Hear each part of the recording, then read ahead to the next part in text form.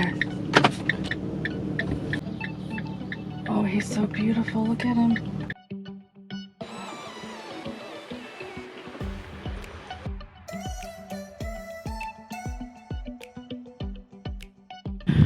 Well, good morning. Can you hear the birds singing? Oh, look at the truck behind me. This is not boondocking at its finest, but it is doing a little urban camping. Even though it says Fort Nelson, does that mean that this is urban? It's very sparsely populated here. Fort Nelson, British Columbia. Anyways, I stayed at the parking lot of a Boston Market, which is behind this tree, and there's also a hotel right here. So I didn't actually get to sleep until probably well after midnight. It is very, very light outside, even at midnight. This right now is 5:59 in the morning. Thankfully inside the RV, the shades work really pretty well.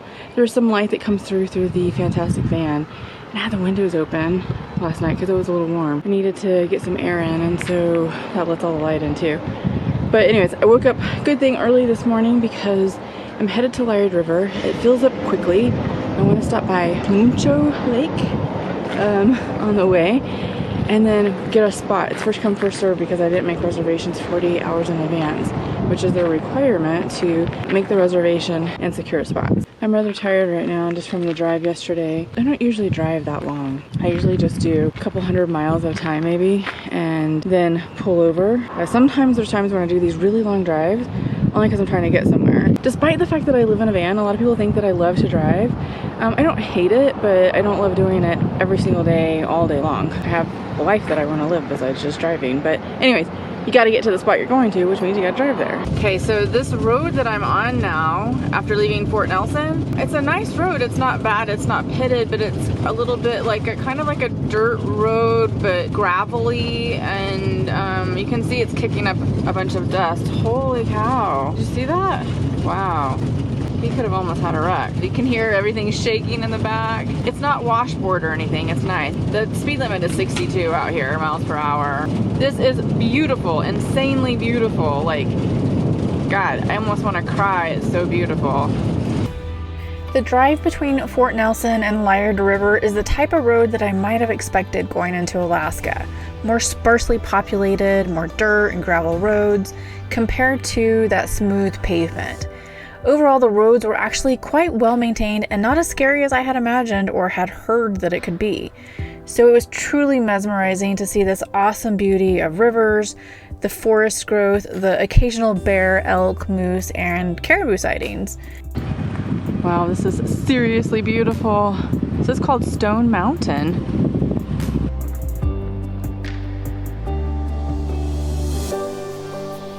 I felt like a little kid in a candy shop seeing all these new to me lands just waiting for me to explore.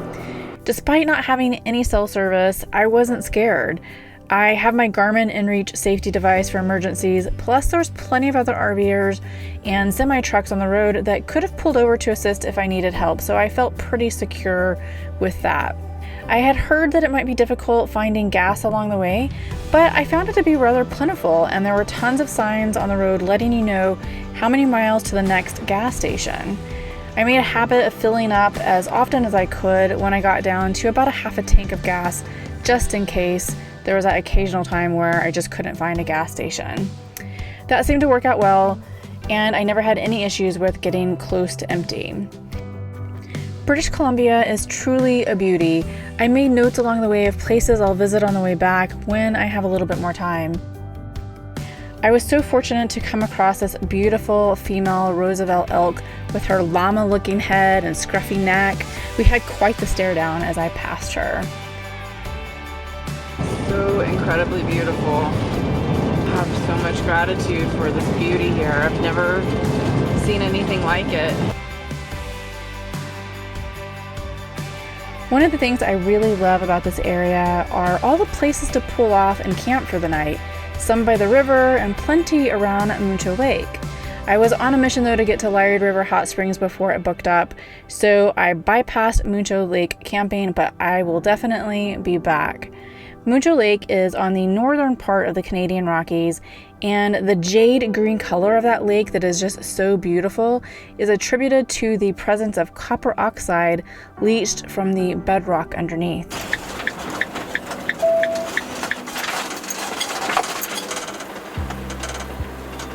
Hi. No, I need to camp overnight. Sorry. Take a left right across my building here. That'll take you into the campground, and then you can just pick out a site and come back and register with me. And I'll need your license plate number and whichever site number you pick.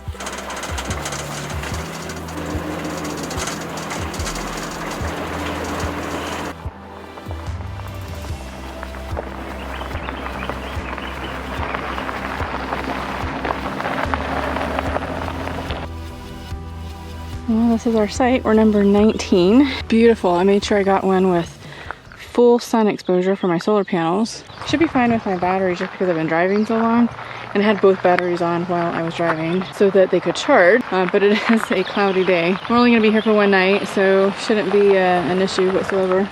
They did say, however, that there is one black bear and a moose running around the campground somewhere. So they asked if I had bear spray, and I do, and I had to figure out how to use it really quick because I've never had to get it out. When you go to the hot springs, they said that you should take your bear spray with you because there's about a 10-minute walk to the hot springs on this boardwalk, and they said that they're not usually out there, but they could be. So the deal with this bear spray is there's a tab here, or this is like a little, oh my god, there's flies. There's this little thing here to keep this tab on. So this is a safety tab. So in order to use it, you slide this off. You have to pull up from here. Let me see if I can do that. So you just pull up, and then now you're ready to aim with this. So you would just press down on that. We're not gonna do that. It shoots really far. So we're gonna slide the safety back on without shooting this thing. There you go. So now that I know how to use the bear spray, let's take a look at the campsite.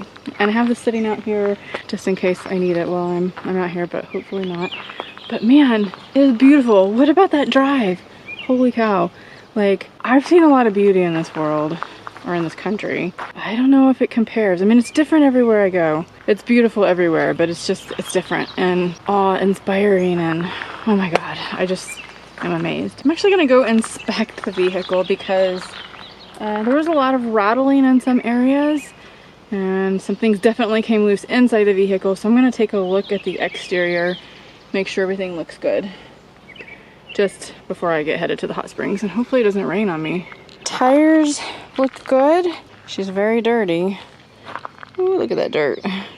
Rocks flying up from the road. I'm gonna check this and make sure these are all tight. They look to be tightened. This is tight. Spare tire is doing good. Oh, you know what? Because we have all this dirt, I want to see if that seal is holding back here in the back and not getting dirt everywhere inside the RV. Oh yeah, it's done pretty well.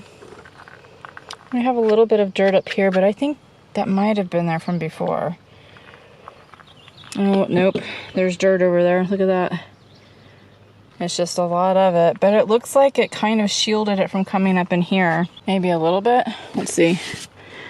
No, there's some dirt on top of this, I think. Yep, there's definitely dirt up there. Dang it. Well, we're gonna have to figure out another solution. I just can't believe all that dirt is down there. That's ridiculous. Yeah, and look, you can see how it's dirty here too on the door. And all along here. Dirt all on this door. Okay, so this looks good. Tires look good. Let's check to make sure we still have our gray tank panel, and we do. It's dirty down there though. She's dirty. Look at all of that. Last check is the propane tank. I did shut it off. Haven't been using it because I just haven't needed it. But let's just double check and make sure she looks good. Yep, I think so. I don't see anything obvious. Got my swimsuit on underneath. I got my bag with my bear spray. And we're gonna head to the hot springs. There's a day use area over here for people who are not gonna actually stay at the campground. And they can just park over here. And then they can actually go to the hot springs. You are in bear country. So they said it was about a 10-minute walk.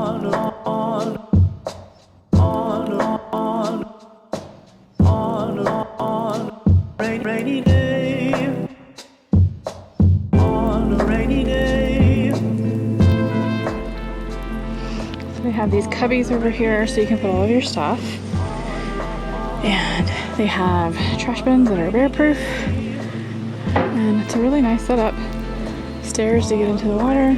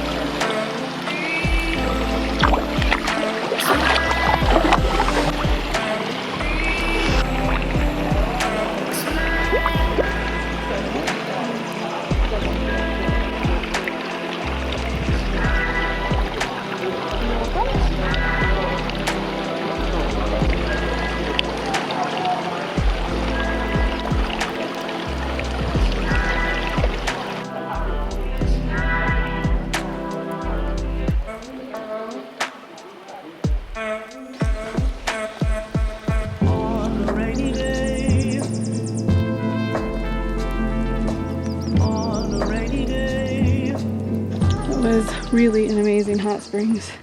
It was hot, hot, hot in one area, a little bit cooler in another area, but they had these little waterfalls where you could actually cool off a little bit, and the bottom of it was like this gravel rock that you could walk on. It wasn't bad at all. And it was nice and clean, and they had a changing room and everything, so yeah, totally recommend this place. And then you get a nice hike in to the Boreal Forest. It's beautiful.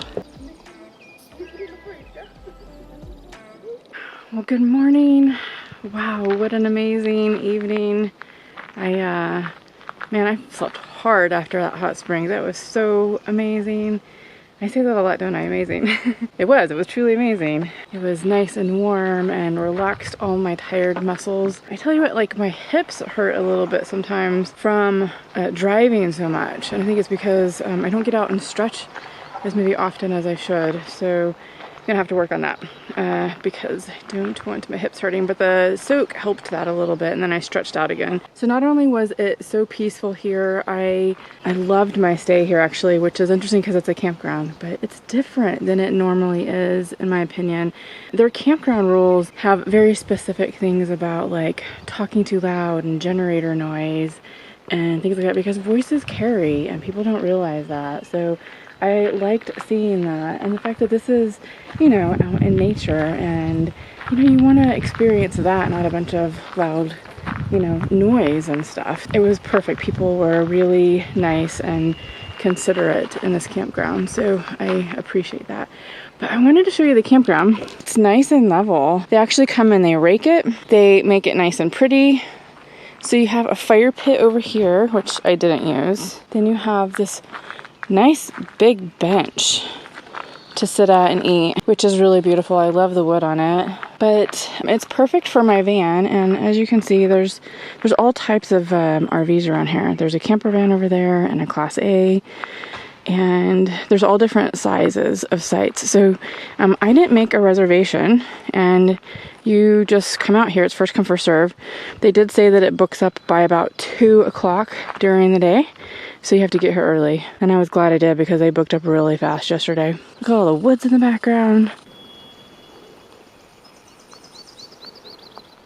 So there's no cell service between Fort Nelson and Watson Lake, which means Liard River is in the middle, and there's no cell service here either. Just about an hour northwest of Fort Nelson coming here, I was still picking up a little bit of a cell service here and there, but I wouldn't count on it, especially if you have an emergency. So you need to have a backup plan. So my backup plan was this inReach Garmin. Now it's my first time using it. I hadn't used it, so I had no idea how this was gonna work. So I had some friends who actually had recommended this to me, and so they actually have one. And let me tell you guys, it works like a champ. So no cell service out here whatsoever. So in my last video, or one of my last videos, I was telling you about the preset functions on here, so you can send out preset messages to people to let them know that you're okay, or that you need help or whatever. So I tested it out. Guys, it works. It worked really well. Now, it can be a little bit delayed depending on satellite, where your inReach is. So in the van, it's hard for it to get a satellite signal. So I have to put it near a window and I can get a satellite signal really quickly. But it worked really well. All my messages got through to the people that I was sending messages to, and all their messages got to me. So, I mean, 0 cell signal out here, but this thing works. So I'm really, really pleased with the inReach and glad that I got it. That felt really good to know that in an emergency, this thing is going to work.